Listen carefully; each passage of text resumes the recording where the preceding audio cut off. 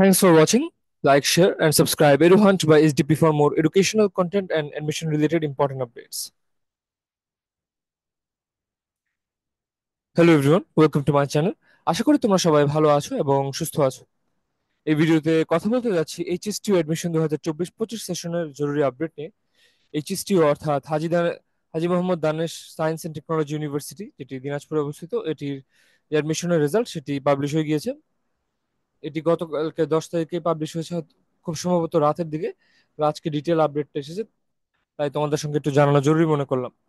যারা result check করে ফেলেছো, দ্যাটস গ্রেট, ইতিমধ্যে তো জেনে গেছোই। যারা এখনো জানোনি বা চেক করা হয়ে ওঠেনি, তারা চেক করে নিতে পারো।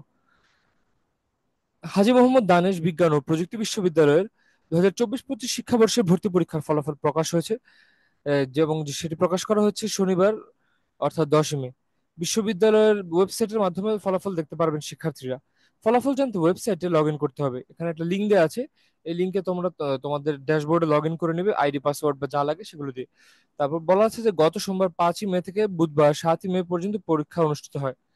এবছর হাবিব রব্বির বিভিন্ন ইউনিটে প্রায় 72,984 জন শিক্ষার্থী বিভিন্ন পরীক্ষায় অংশ নেন।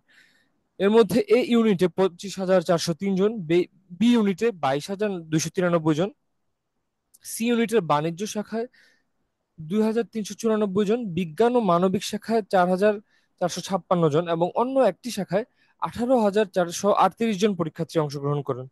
তো এই ছিল ওভারঅল কথাবার্তা। তোমরা তোমাদের রেজাল্ট, যারা এক্সাম দিয়েছো, চেক করে ফেলেছো আশা করি। তবে যারা ইনকেস এখনো দেখোনি, তোমরা চেক করে ফেলবে এবং পরবর্তীতে যে অ্যাডমিশনের প্রসিজার্স রয়েছে এবং পেপার ওয়ার্ক নিয়ে বলা আছে সেগুলো তোমরা ফলো করবে।